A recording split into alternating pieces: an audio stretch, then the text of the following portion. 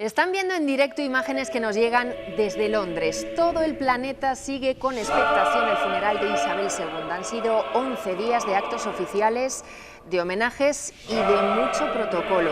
Hoy allí, en Reino Unido, es festivo nacional.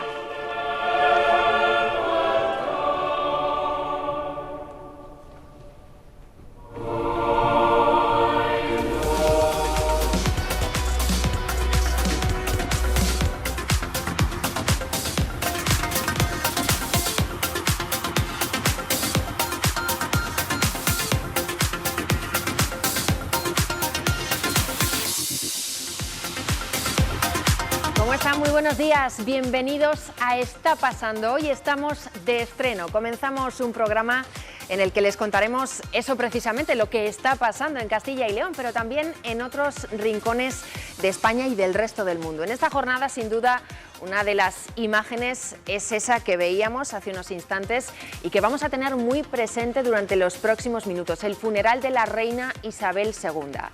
Pero antes de irnos a Londres, aquí también, por supuesto, hay asuntos que les queremos contar en esta mañana y lo haremos en directo desde varios escenarios. En León, a estas horas, comienza una manifestación en la que los regantes de la provincia muestran su rechazo al trasvase de agua que se lleva a Portugal para producir electricidad.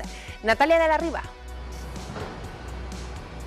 Pues sí, han empezado con unos minutos de antelación, son varios centenares de tractores llegados desde toda la provincia, a los que se han unido también otros tantos agricultores y regantes que van a pie. Están ya colapsando a estas horas, como pueden ver a mis espaldas, la capital leonesa y, como bien decías, lo que piden es que se suspenda este trasvase de agua a Portugal desde los embalses del Porma y Riaño, porque aseguran que aunque esta campaña ya está prácticamente finalizada, la próxima de producirse este trasvase sería una auténtica ruina.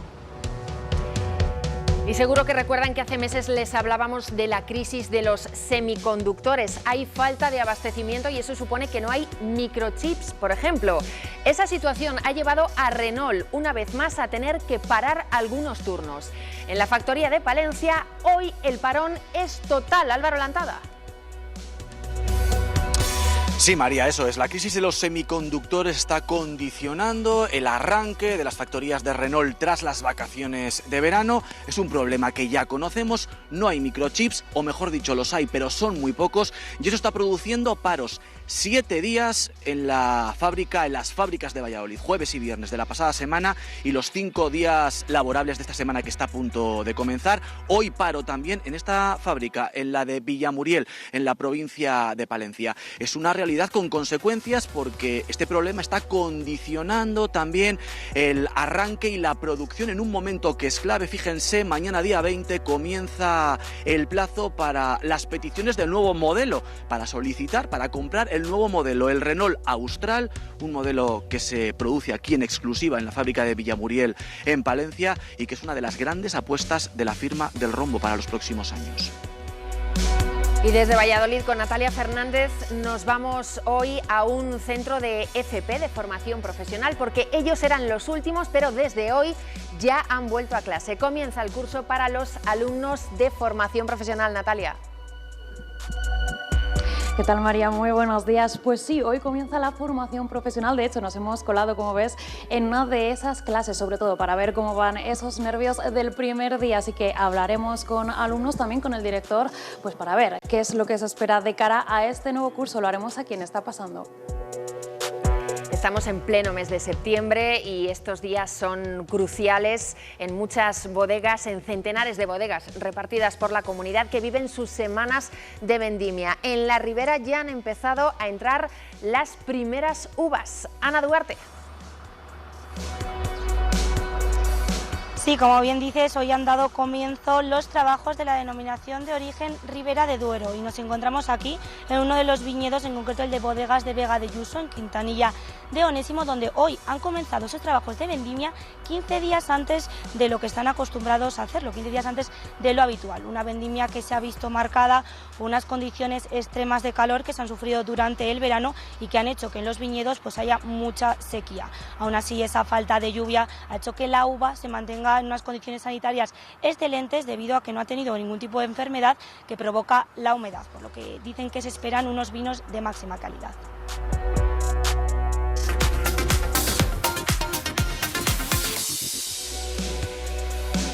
Bueno, ya saben, se lo decíamos que hoy estamos de estreno y también de presentaciones. Cada día aquí con nosotros en plató estaremos con dos colaboradores que nos ayudarán a seguir ese hilo de actualidad que se va tejiendo desde las 12 de la mañana.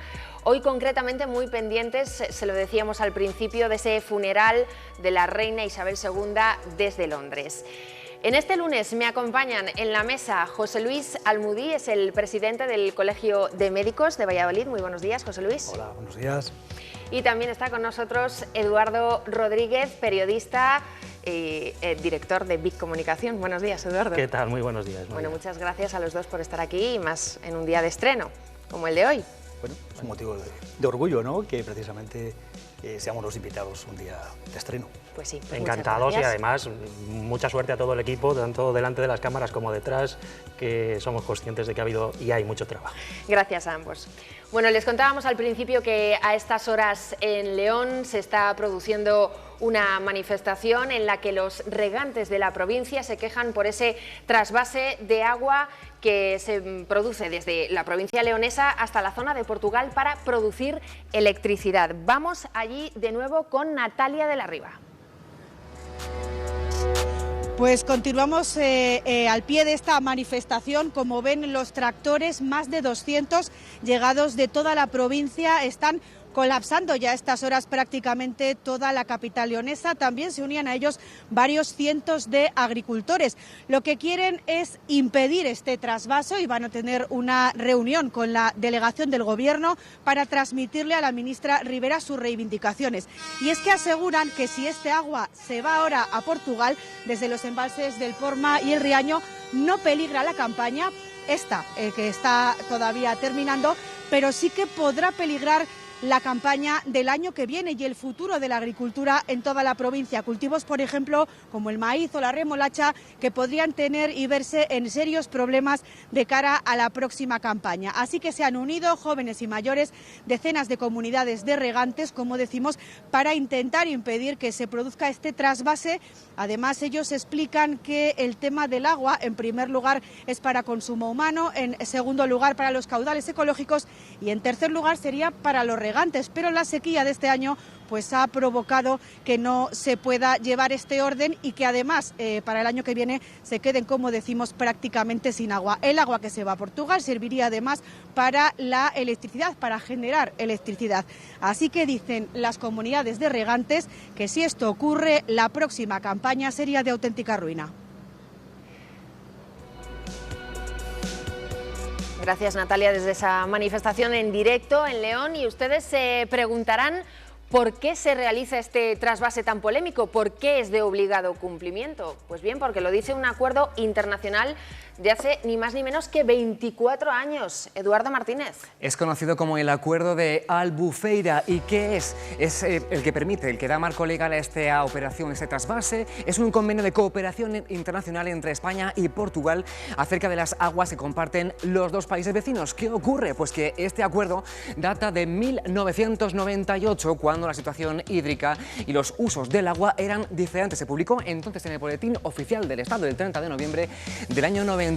¿Qué ríos, qué cuencas discurren entre los dos países? Bueno, son 5. Las del Miño, las del Limia, las del Duero, las del Tajo y también la del Guadiana. Este acuerdo internacional contempla posibles trasvases en uno u otro sentido en caso de necesidad. Este mismo año España tiene que enviar 3.800 hectómetros cúbicos y ya se han trasvasado al día de hoy 2.800. El motivo de la protesta de hoy en León son los 24 hectómetros cúbicos que deben salir de los pantanos de Riaño y de Porma hacia Portugal para producir allí electricidad. Los regantes han llegado incluso a ir a Riaño a intentar cerrar las compuertas. Sin embargo, fíjense, en otro punto de Castilla y León, en el embalse de la Almendra, en Segovia, la cantidad que deberán desalojar antes de que termine este mes de septiembre es de 400 hectómetros cúbicos. Tendrá que ser antes del 30 de septiembre. Y todo esto en una situación muy complicada para las reservas de agua. Por ejemplo, la cuenca hidrográfica del Duero no llega ahora mismo ni siquiera al 36% de su capacidad, muy por debajo, María, de la media de los últimos años. Gracias, Eduardo. Bueno, polémica por este trasvase de agua entre León y Portugal en un año, además decíamos, condicionado completamente por esta sequía que ha durado pues muchísimos meses. Sí, y que dura todavía, porque las previsiones hídricas no son las más optimistas. Creo que hay que entender el cabreo de los regantes porque están viendo lo que va a suceder en la próxima campaña, pero es verdad que los acuerdos están para cumplirse. Y queramos o no, existe un acuerdo del que hablabais ahora mismo, de hace 24 años, pero también es cierto que ha pasado casi un cuarto de siglo desde que se firmó ese convenio. Cuidado, un convenio de ida y de vuelta. Es decir, que si las condiciones en estos momentos de Portugal fueran mejores que las de España, nosotros nos estaríamos aprovechando también de ese Serían convenio. ellos los que nos suministrarían esa agua, ¿no? Claro. Eso creo que también hay que tenerlo en cuenta, con independencia de que me parece muy justa y muy lógica la petición de que hay que revisar ese convenio, porque evidentemente las condiciones hídricas actuales y las previsiones de sequía de los próximos años son desalentadoras. Claro, estamos además en una época en la que la solidaridad entre países parece que empieza a primar, ¿no? Estamos hablando ya de hipotéticos compartir gas con otros países por esa escasez del que viene de Rusia. No sé si es momento de fomentar esos repartos entre países o de optar más bien por el autoabastecimiento. Bueno, son dos cosas diferentes. El autoabastecimiento nos va a preparar para medio y a largo plazo. Pero ahora, en este momento de crisis mundial, si no somos solidarios con todas las energías y con todas las fuentes que pueden generar riqueza, pues nos va a ir como idea de una Unión Europea, pero también yo creo que es que el mecanismo de solidaridad y los acuerdos, como decía Eduardo, están hechos para cumplirse y se basan en eso, en la solidaridad y en las necesidades. Si no existe esto y cada uno va por su cuenta, nos vamos a empobrecer. Todos, absolutamente todos, porque Portugal puede ser rico en determinadas cosas, España puede ser muy potente en otras, pero si no compartimos, al final, y no somos autosuficientes, pues vamos a quebrar, ¿no?, con el modelo de Europa y con el modelo de país, seguramente. Claro, la cuestión es que ellos dicen que ese acuerdo está totalmente desfasado. Recordemos que es que tiene más de 20 años. Esto pasa ya en más ocasiones, ¿no?, que la legislación pues no se adapta tanto a los tiempos y más en un año como este, condicionado, decíamos, por la sequía. Ellos dicen, si no tenemos nosotros mismos para regar, ¿cómo vamos a dar al país vecino, ¿no? O sea... Sí, y además, y además hay una realidad evidente. Cuando la sequía aparece, la guerra del agua, que es la guerra de verdad, la guerra de todas las guerras, y lo vamos a ver seguramente en los próximos años, es cuando se recrudece. Y estamos viendo cómo los intereses de unos e intereses de otros van muy por delante de una legislación que todavía efectivamente no se adapta a esa realidad. Bueno, otro de los asuntos del día nos lleva hoy hasta Palencia, porque hasta Villamuriel del Cerrato, allí los trabajadores de la planta de Renault están parados, se lo decíamos, por orden de la empresa, por falta de suministros, por falta de microchips. Volvemos contigo, Álvaro Lantada. Pues sí, María, los semiconductores, ¿no? ¿Cuánto hemos hablado de ello, ¿no?, durante estos 2 últimos años? Microchips, unos elementos tecnológicos tan pequeños, minúsculos como importantes para la producción de prácticamente cualquier cosa, también para la producción de vehículos. El problema es que escasean, que no los hay, y cuando no los hay, no se puede producir. Hay que parar los motores, hay que parar las fábricas. Hablamos con Rubén González, delegado de comisiones obreras en Renault España, un problema que está condicionando los ritmos de producción, además, Rubén, en un momento que es importantísimo para la firma del rombo, para Renault en todas las fábricas de la comunidad.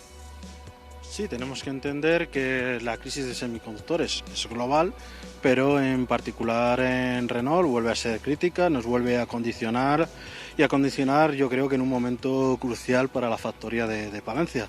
Tenemos un modelo que viene del plan industrial negociado por comisiones obreras, en el cual es el que va a dar el futuro a nuestra factoría, la factoría de Palencia.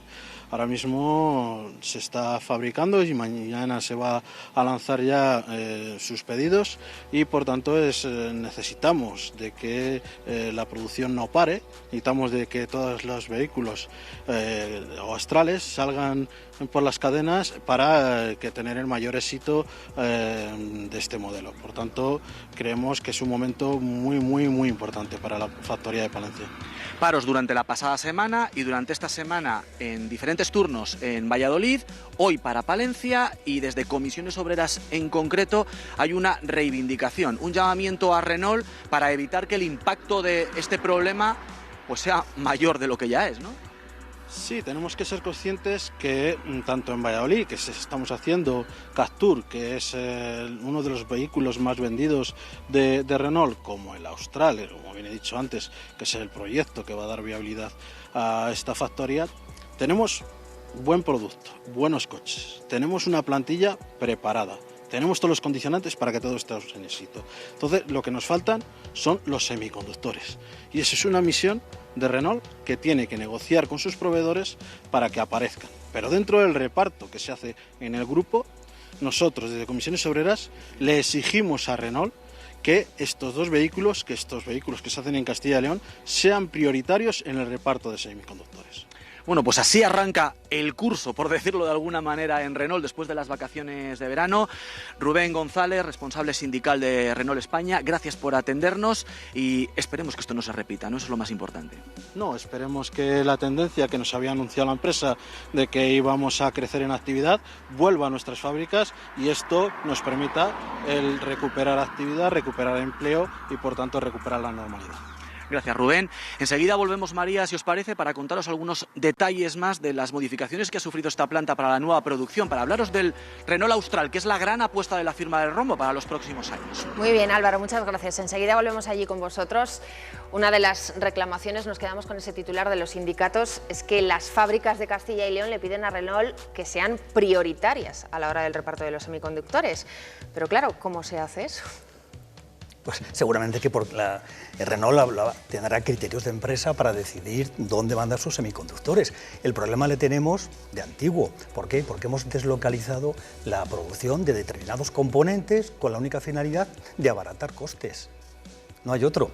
Entonces, o bien nosotros, es lo mismo del agua y de las energías, o bien nos convertimos en autosuficientes para evitar esa gran dependencia que tenemos con otros países en los cuales se consiguen estos semiconductores mucho más baratos, que lo que hacen es mejorar la competitividad, pero también el margen de ganancias de las fábricas, o si no, pues vamos a tener problemas de estos constantemente. Entonces tenemos que potenciar, no ya en España, sino en Europa, el ser autosuficientes en todo este tipo de cosas que por otros motivos durante años pues nos ha interesado pues que fuesen otros países, que los costes de producción eran más pequeños y permitían maximizar los beneficios. Pero ahí está la clave. Eduardo. A mí me da mucho miedo la situación. Me parece que estamos entrando en una tormenta casi perfecta o imperfecta, si lo queremos ver desde el punto de vista pesimista, y que estamos hablando de un sector, además, que desde luego no es baladí en Castilla y León. Estamos hablando del sector que representa el 22% del PIB industrial en Castilla y León. Estamos hablando de que aquí se fabrica 1 de cada 5 vehículos de España. Estamos hablando de 180 empresas auxiliares con casi 10.000 millones de euros de facturación y además un sector del que dependen 30.000 empleos en estos momentos en Castilla y León. Y luego además hay elementos, y digo que yo no soy optimista en esto, por desgracia, hay elementos que a mí me preocupan especialmente. Por ejemplo, esos 2.375 millones que quedan por adjudicar dentro del PERTE, del plan estructural puesto en marcha por el Gobierno, y simplemente están sin adjudicar porque no ha habido un casamiento, digamos, entre lo que propone el Gobierno, la restricción a esas ayudas que propone el Gobierno y lo que en estos momentos necesita la industria. Y es verdaderamente preocupante que parezca que estamos un poco cruzados de brazos esperando si llegan semiconductores o no llegan semiconductores, que efectivamente es un producto del que todavía no hemos oído hablar a nadie en España y desde luego en Castilla y León, diciendo que se produzca aquí. Que se produzca aquí. Sí, efectivamente. Pues es que es verdad que no es la primera vez que Renault tiene que parar por esa falta de semiconductores, se lo decíamos hace unos instantes. De hecho, ha sido una situación bastante recurrente en los últimos años. Vamos a verlo. La crisis de los semiconductores, chips necesarios en la fabricación de vehículos, sigue alterando el ritmo habitual de las fábricas. La falta de suministro de estos dispositivos electrónicos ya ha obligado a parar máquinas en más de una ocasión los últimos meses. En el caso de Renault, con presencia en Palencia y Valladolid, en octubre del año pasado ya tuvo que recurrir a un ERTE para ajustar la producción. Un expediente de regulación temporal de empleo que después, en noviembre, se prorrogó hasta julio de este año. Sin embargo, para los paros de esta semana hay pactada una ampliación de la bolsa de horas. La medida coincide con la recuperación del turno de noche en la planta vallisoletana de montaje y el de tarde en Villamuriel de Cerrato, vinculado al lanzamiento del nuevo Austral que, por cierto, se puede reservar desde mañana martes. Es el primer modelo del Plan Industrial 2021-2024 de Renault, compañía que, por cierto, contará con casi 40 millones de euros del PERTE del vehículo eléctrico, un proyecto estratégico para la recuperación y transformación económica que busca crear un ecosistema industrial en torno al vehículo eléctrico y conectado. Bueno, estas crisis de abastecimiento han obligado también a cambiar la manera de producir. Los propios concesionarios nos cuentan que prefieren ahora coches más sencillos y que puedan estar con más facilidad en el mercado, es decir, coches que a lo mejor no tengan pues tanto el evalunas condicionado a la lluvia, esos sensores, que todo eso depende de los semiconductores, de los microchips, coches más sencillos para que estén en el mercado, porque la gente sigue esperando bastante tiempo para obtener un coche nuevo. Bueno, pero pasa que una vez que te has acostumbrado a toda esa tecnología a la hora de conducir, la vas a echar de menos. Pero yo creo que existe también otro problema a la hora de comprar un coche y decidir qué coche te compras, que es la incertidumbre que existe sobre el combustible que, según la regulación que todos estamos esperando, pues va a ser el que va a permitir que tengas más movilidad para entrar en las ciudades, más beneficios fiscales. Entonces esa incertidumbre yo creo que paraliza bastante el mercado. Bueno, y me dicen que ahora tenemos que ir con una última hora con nuestro compañero porque el consejero de Sanidad de Castilla y León acaba de informar sobre cómo se va a hacer la vacunación de la cuarta dosis del COVID y también de la vacunación de la gripe de este año, Edu. Estamos pendientes de conocer cómo se va a desarrollar esa nueva campaña de vacunación contra la COVID-19. El consejero de Sanidad de la Junta de Castilla y León acaba de informar cómo va a ser. Comenzará el próximo lunes 26 de septiembre y las primeras personas que recibirán esa cuarta dosis, que en realidad es la segunda dosis de refuerzo, serán las personas que viven en centros, en residencias de personas mayores y también aquellos que tienen 80 años o más y que tienen una especial vulnerabilidad. Eso será a partir del lunes 26 de septiembre y recibirán esa cuarta dosis en su residencia. Para personas mayores, a partir de ahí irán siguiendo los siguientes grupos de vacunación, que serán el personal que trabaja en centros sanitarios o sociosanitarios, también los menores de 60 años con alguna vulnerabilidad y, por último, aquellos que tienen entre 60 y 79 años. Muy atentos porque recibirán también su llamamiento como en convocatorias anteriores y de esta manera, para eso del 17 de octubre, coincidirá la campaña de vacunación contra el coronavirus con la habitual contra la gripe. Pues muchas gracias, Edu. Pues apuntamos esa fecha. El próximo lunes empieza la vacuna de la cuarta dosis del coronavirus. Y vamos con más asuntos porque les decíamos antes que hoy han vuelto a clase, acaban las vacaciones para los alumnos de FP. Comienza el curso de formación profesional. Natalia Fernández, tú estás en un instituto de Valladolid. Eso es, María, ¿qué tal? Buenas tardes. De nuevo, decía yo que son días de nervios, imagínate, si encima nos colamos una clase con la tele y todo. Muy buenos días, Miguel. Muy buenos días, ¿qué tal? Cuéntanos, ¿cómo va este primer día, la primera toma de contacto con la clase? Pues mira, como decías muy bien, unas sensaciones de emoción, unas ganas terribles de iniciar un nuevo proyecto, porque son proyectos cursos de 2 años, los ciclos formativos, en este caso en nuestro centro, y con muchísimas ganas de empezar todos, viéndonos las caras por fin, sonriéndonos y con ganas de aprender.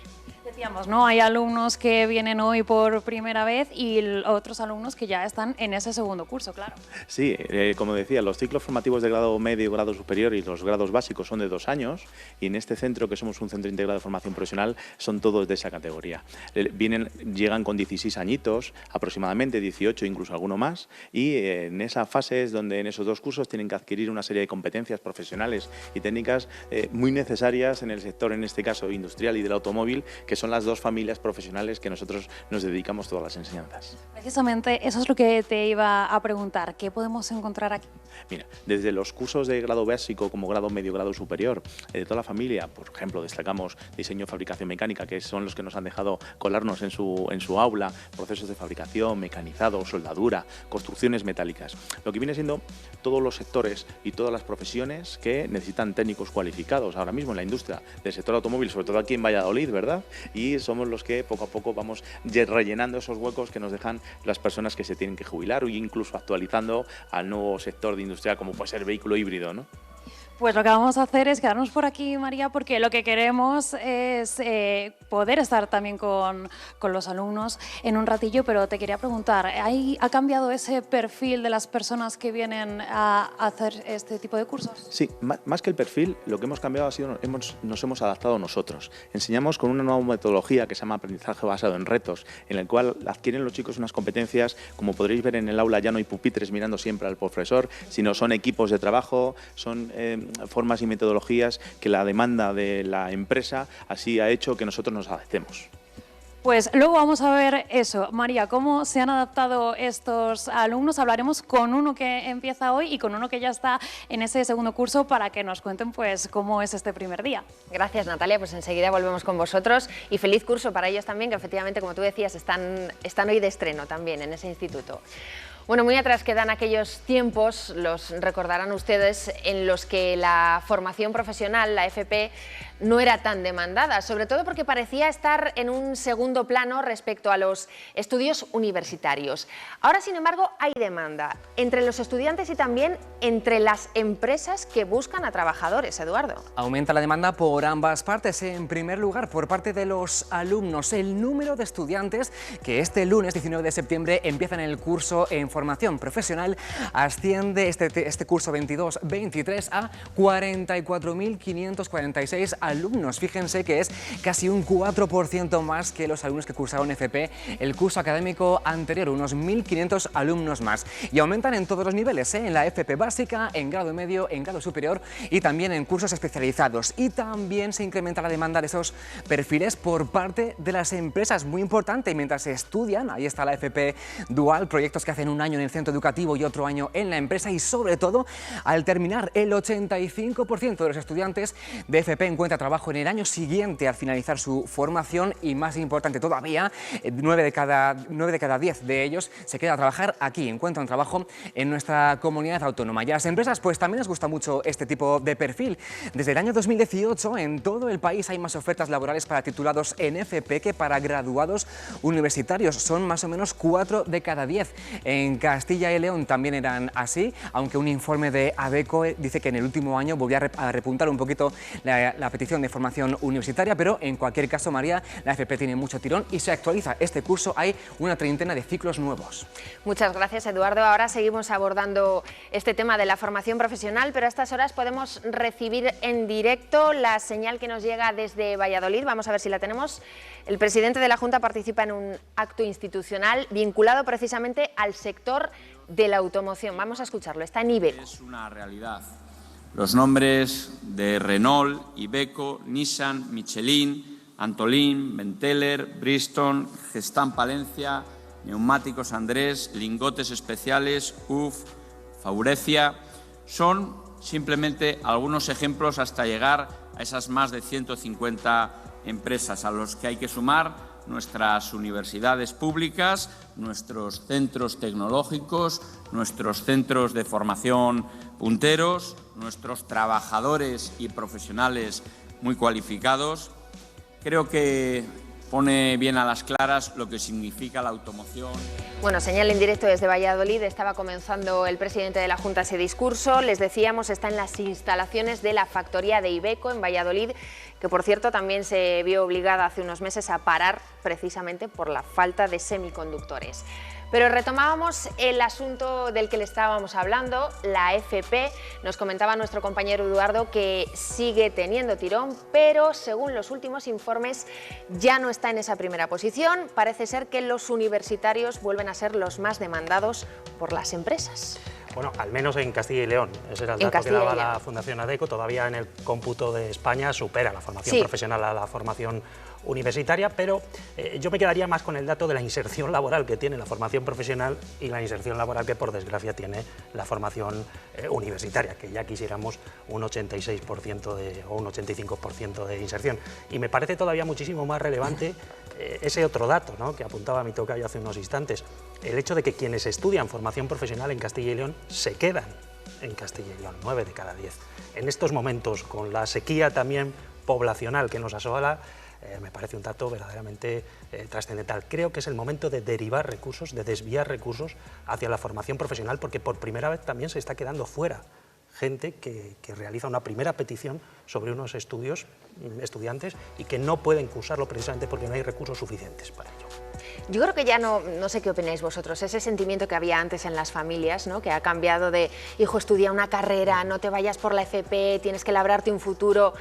Quizás ese sentimiento entre los padres y entre los alumnos, precisamente por la alta tasa de inserción laboral, pues ya se va desterrando, ¿no? Yo creo que sí, que esa estigmatización se ha ido desplazando, puesto que, como decías, hay muchos egresados de las universidades que no encuentran salidas laborales, salvo en sobre todo en dos, diría, ¿no? Medicina, enfermería, que son las que tienen más demanda, precisamente porque hay un desajuste entre la oferta y la demanda, no en cuanto a los alumnos egresados, sino en la formación intermedia que te permite acceder al puesto de trabajo. Sin embargo, en FP sí que está más en consonancia la oferta y la demanda, con lo cual, bueno, pues una vez que se ajusta eso, pues perfecto. Y además lo que buscan los padres, y yo soy padre, es que sus hijos sean autosuficientes lo antes posible, ¿no? Y que se marchen de casa, y que, bueno...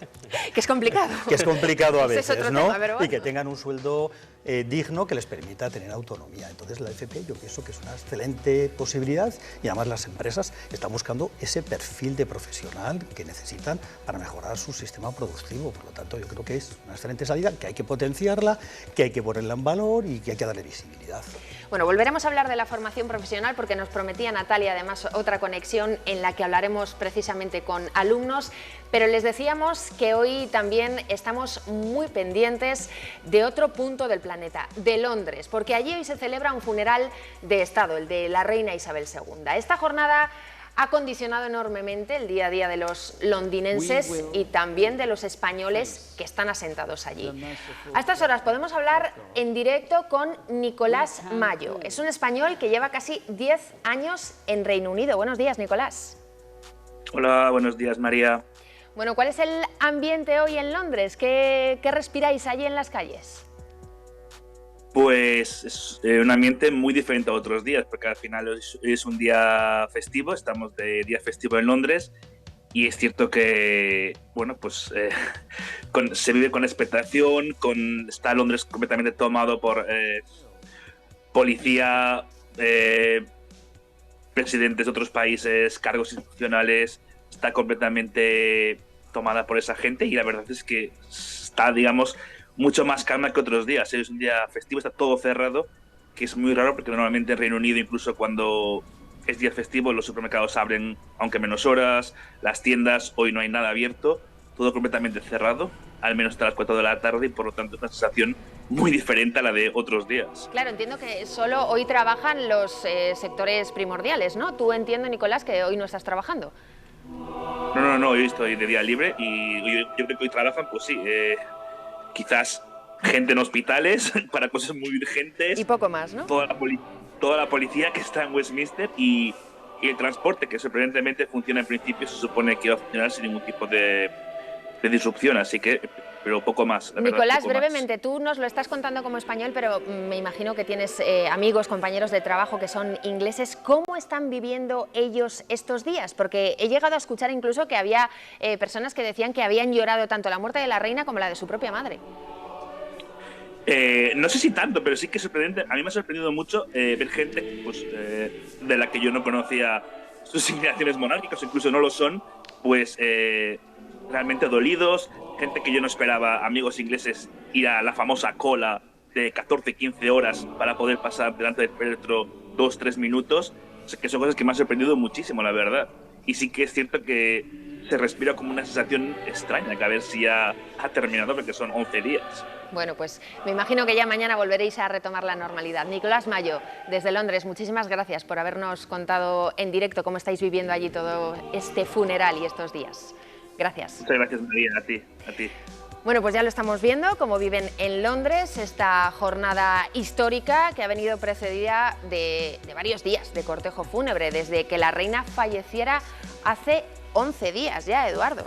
Pues sí, queda ya un poco lejano, pero hay Sí, que sí. recordar que hoy es el funeral, pero que la reina falleció el pasado jueves 8 de septiembre. Desde entonces, como recordarán, se trasladaron, ella estaba en su residencia en el castillo de Balmoral, en Escocia. Hasta allí se desplazaron sus familiares durante todo el fin de semana, en este periplo de más de 700 kilómetros que el mundo ha vivido en directo y minuto a minuto. Como les decía, la reina falleció el jueves 8 de septiembre, estaba en el castillo de Balmoral, en Escocia. Hasta allí fueron sus familiares durante todo el fin de semana, hasta que el domingo el féretro fue desplazado, fue conducido hasta la residencia real de Holyrood House en Edimburgo, que es la capital del país. Un viaje de 6 horas. El lunes ya trasladaron el ataúd a la catedral de St. Giles, donde se realizó un servicio religioso y quedó instalada la capilla ardiente durante 24 horas. A continuación, día siguiente, el martes, ya en avión, claro, el féretro fue conducido hasta Londres, primero al Palacio de Buckingham, residencia oficial de la reina durante su mandato de 70 años, y después,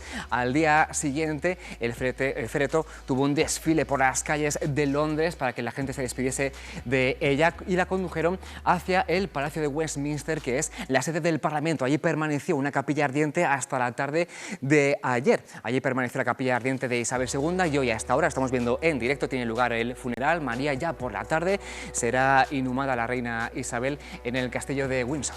Bueno, pues muchas gracias, Eduardo. Volveremos a retomar este tema, el del funeral de la reina Isabel II, porque desde luego que es uno de los asuntos de la jornada, pero tenemos que volver a Castilla y León, porque de vuelta aquí a la comunidad, esta semana, se lo decíamos, son cruciales para las bodegas de Castilla y León en denominaciones de origen como Rueda. La vendimia está ya bastante avanzada, pero en Ribera están empezando a entrar las primeras uvas en bodega. Vamos hasta Quintanilla, en Valladolid, Ana Duarte. Pues sí, María, hoy han dado los comienzos en estos viñedos de esta bodega y ha comenzado justo ellos 15 días antes de lo que tenían previsto, de lo habitual, como bien te comentaba, por esa sequía, pero me encuentro con Alicia Herrero de Bodegas Vega de Yuso para que nos cuente ella, mucho mejor que cualquiera, porque habéis tenido que comenzar antes a vendimiar. Buenos días, Ana. Bueno, hemos empezado un poquito antes, tampoco exagerado, y hemos empezado antes porque, como todos sabéis, hemos sufrido un verano extremadamente caluroso y con muy poca lluvia, lo que ha hecho que la calidad, que la uva madurase bastante antes, pero ha tenido su ventaja. Uvas más pequeñitas, menos producción, pero con una calidad excepcional. No hay más que ver cómo están las uvas. Sí, nosotros vemos aquí, como bien decías, que las uvas son mucho más pequeñas, pero ¿cómo vosotras sabéis cuál es el momento idóneo de empezar a vendimiar esta uva de variedad tempranil? Bueno, hay muchos puntos que valoramos. Desde el final de agosto hasta vendimias, lo que vamos haciendo es cogiendo muestreos de parcelas para analizar el grado y ver cómo está sanitariamente la uva y cómo va el color, ¿no?, de estos pámpanos, que hemos hecho trabajo de deshojado y de aclareo durante la época de agosto, de verano, para que maduren bien, y veis que tienen un color amaderado, voy a decirlo así. Tanto los pámpanos como los propios racimos tienen un colorcillo verdoso, pero si quitásemos, por ejemplo, abriésemos una uva, aparte del color que tiñe el propio zumo de la uva, la pepita está crujiente, si lo probáis, que te invito a probarla porque está buenísima. Bueno, hay varios puntos claves, ¿no? Aparte del cálculo del análisis con el refractómetro, del azúcar, que luego serían los grados alcohólicos del vino. Sí, y aquí además, como podéis ver, están recogiendo la uva a mano. Aquí hacen trabajos manuales, estas uvas las llevan al tractor y de ahí va hacia la bodega. Así que nosotros vamos a trasladarnos hacia la bodega porque vamos a hablar luego con Rubén, que nos va a comentar esa otra parte del trabajo de la vendimia y qué es lo que se hace cuando la uva llega allí a la bodega. Gracias, Ana. Pues enseguida volvemos allí también. Comentábamos antes que la formación profesional tenía una alta tasa de empleabilidad y que esa gente se queda en Castilla y León.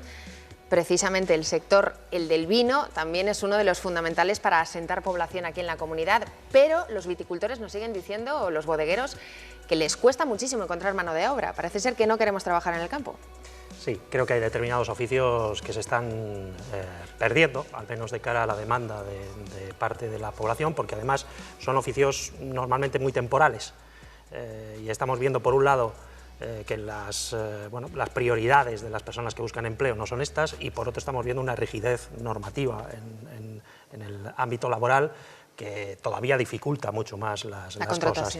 Aquí la solución parece que pasa por la inmigración, pero también tenemos que hacer una reflexión en conjunto de lo que queremos, también de los prejuicios que tenemos al respecto, que seguimos manteniendo, porque efectivamente hablas con agricultores, hablas con quienes cultivan el vino y te dicen que no encuentran a personas para estos momentos cruciales del año, ¿no? Claro, asienta población en Castilla y León y concretamente asienta población este sector en el medio rural, que es donde nos hace falta tener gente, ¿no? Sí, pero ese tipo de trabajos son trabajos, como decís, temporales, que normalmente las personas que viven en esos municipios, en esas regiones, no les gusta hacer ese trabajo, porque es un trabajo físico, es un trabajo que no está bien, probablemente no esté bien pagado, y cada vez yo trabajo en la zona de la Ribera del Duero, y entonces, bueno, pues tengo pacientes que son elaboradores del vino, pero también tengo pacientes que tienen viñedo, ¿no? Y entonces tienen una gran dificultad para encontrar cuadrillas que se encarguen de hacer todo esto. Antes hablaba, Eduardo, de la rigidez en los tipos de contratación. Yo creo que la rigidez en los tipos de contratación da garantías a esa persona que se ha contratado. Yo llevo muchos años no trabajando en esa zona, y anteriormente, bueno, pues el tipo de contrato y el vínculo laboral que tenían entre el empresario y el trabajador, pues era un tanto oscuro, por decir de alguna manera, ¿no? Entonces esa rigidez da garantías. Sí, pero no me estoy refiriendo tanto a que deban perder derechos los trabajadores. Creo que hay un punto de equilibrio entre los derechos de los trabajadores y los derechos de los empresarios también del vino, de las bodegas, a poder tener personal. En ningún caso, evidentemente, con un personal al que no se le pague la seguridad social, o prácticas que en otros tiempos... Claro, es que ha habido prácticas de ese tipo años atrás. Entonces, claro, cuando hablabas de rigidez, pues he entendido que te referías a rigidez eso. sobre todo porque parece que el contrato temporal hoy, ya no solo en el ámbito por la reforma del vino, laboral, ¿no? sino especialmente... Sí, pero lo que normalmente hacen las bodegas es contratar con una organización que lo que hace es a su vez subcontratar con esos trabajadores, que normalmente no son españoles, que vienen y que, bueno, pues sus expectativas en cuanto a lo que les están pagando, pues parece que cumplen sus necesidades, ¿no? Pero eso no quiere decir que no sea un tanto indigno, no solamente el salario que tienen, sino muchas veces las condiciones de alojamiento, sobre las cuales también había que hacer, y otros aspectos. Bueno, ¿no? enseguida vamos a volver a esa bodega de la Ribera. Si queréis, luego seguimos ahondando en este sentido, porque además creo que da bastante de sí, pero nosotros nos tenemos que ir, unos minutitos a publicidad, y enseguida regresamos con ustedes.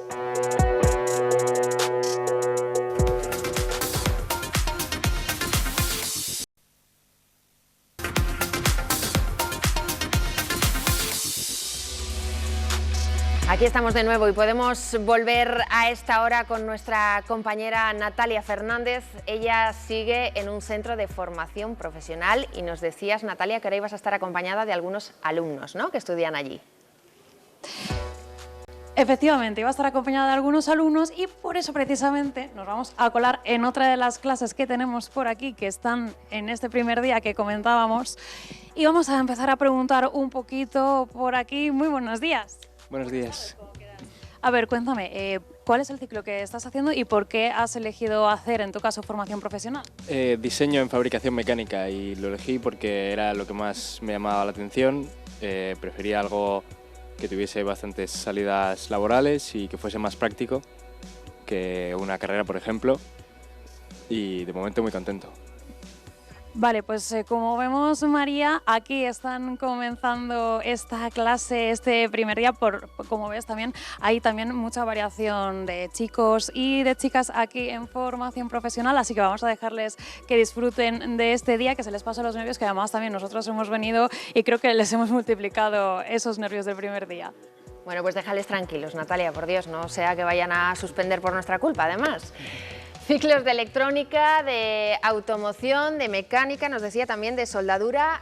Veíamos pocas chicas en la clase, ¿eh? Sigue estando bastante sexualizado, sectorizado, no sé cómo lo podemos definir. Bueno, a lo mejor tiene algo que ver con la EBAU y con las notas finales de la EBAU que te permiten orientarte hacia un sitio o hacia otro. Y bueno, pues la verdad es que las chicas tienen bastante mejores notas. Son en las carreras que exigen mayor nota, como es medicina, como es enfermería, son dos profesiones que están absolutamente feminizadas, y están feminizadas precisamente, bueno, aparte de que es una carrera vocacional, en este momento una de las cosas que estamos viendo es que están accediendo personas que el bagaje que llevan es el haber tenido una nota excepcional, ¿no? Y entonces, bueno, con esa nota, ¿cómo no vas a hacer medicina? ¿Cómo no vas a hacer enfermería? Cuando son profesiones que tienen que tener también una parte muy importante en la vocación, ¿no? Y probablemente, pues a lo mejor en FP la exigencia en cuanto a nota es un poco más baja y está más masculinizado. No lo sé, se me ocurre esto, a lo mejor estoy diciendo una barbaridad. Creo que también tiene que ver con el ciclo que hemos elegido, un ciclo de diseño de mecánica, pues seguramente todavía siguen existiendo ciertos clichés. Claro, pero por eso, que siguen existiendo. Sí, siguen existiendo, o sea, ciertos clichés, aunque pues seguramente también se van a ir corrigiendo como en otros ámbitos de la sociedad, con absoluta normalidad. Pero fíjate, el chaval, el estudiante que hablaba a nuestra compañera hace tan solo unos instantes, lo ha elegido primero porque es lo que le gusta, que es importantísimo cuando vas a formarte sobre algo, y después porque tiene una cantidad de salidas laborales impresionante. Y eso lo dice en un país en el que en estos momentos, y en una comunidad como la nuestra, por ejemplo, en la que 1 de cada 3 jóvenes que pueden trabajar no lo hacen, no pueden hacerlo. Somos los campeones del paro juvenil en Europa. Por eso yo decía antes que creo que llega el momento de escuchar de verdad, de dejarnos de estos mantras de si tengo peor nota, tengo que ir a la formación profesional o no llego a esa carrera que no solo mi entorno parece que me exige, sino que yo mismo muchas veces... sí, sino tenerla como una carta encima de la mesa desde el primer momento. Una carta prioritaria. Exactamente. Bueno, y mientras en Londres sigue el foco de atención internacional de la jornada, con ese funeral de Isabel II, después de varias jornadas en las que hemos visto colas de horas. Se calcula que más de 800.000 personas han pasado por la Capilla Ardiente. A estas horas podemos saludar a Moisés Ruiz. Él es experto en liderazgo político y profesor de la Universidad Europea. Muy buenos días, Moisés. Hola, muy buenos días. Bueno, me comentaban mis compañeros en la pausa publicitaria, no sé si lo hemos podido ver en directo en esa señal, pero ya se ha debido de producir la imagen que esperábamos aquí un poco en España de ese reencuentro de los 4 reyes, de los eméritos y de Felipe y de doña Leticia. Este funeral está sirviendo un poco también para, bueno, pues para vivir reencuentros institucionales que a priori no esperábamos. Pues sí, no se esperaba que tuviéramos una representación con tanta realeza en este funeral, pero ha sido así. Hay razones seguro convenientes para invitar al rey emérito y a la reina Sofía, pero también había razones para no asistir. Yo creo que era una decisión que debía tomar el rey emérito. Han podido más otras cuestiones y ahí lo tenemos.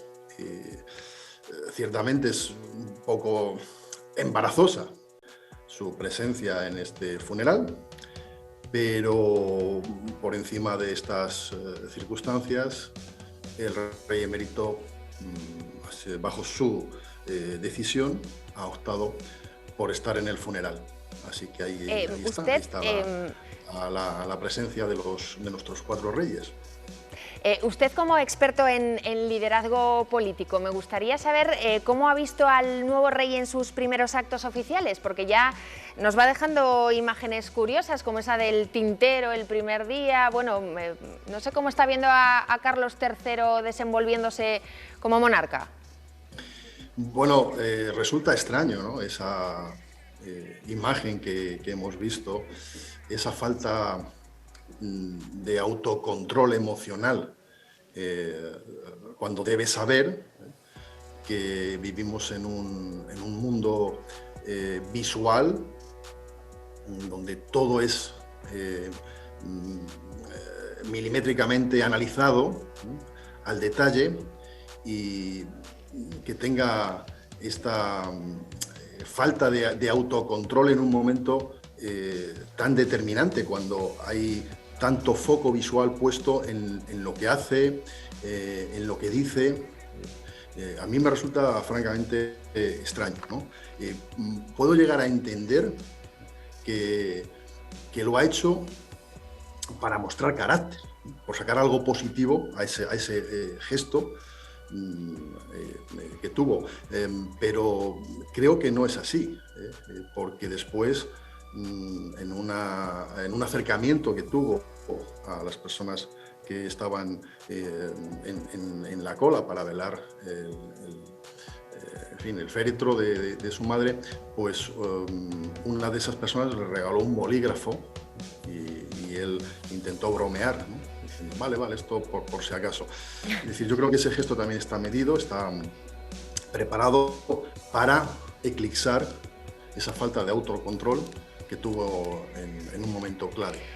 Así que la verdad es que su liderazgo es una incógnita. Bueno, pues con esa incógnita nos vamos a quedar, Moisés, porque nos quedamos sin tiempo, y con esas anécdotas vamos a ir viendo cómo va desarrollando esa carrera de monarca el rey Carlos III, que ha tenido, la verdad, que tiempo para preparárselo. Le regalaban un bolígrafo, me estaba yo acordando esta mañana que leía en Twitter que le habían puesto en el menú calamares con su tinta y que se había cogido un mosqueo. Bueno, en fin, por poner la punta el tono de humor al programa, nosotros nos tenemos que despedir. Ha sido un verdadero placer estar aquí con ustedes. Les esperamos mañana a partir de las 12, pero no se vayan, porque ahora llega el análisis de Está Pasando con Pilar Ruiz. Además, hoy con la cesta de la compra. Quédense aquí.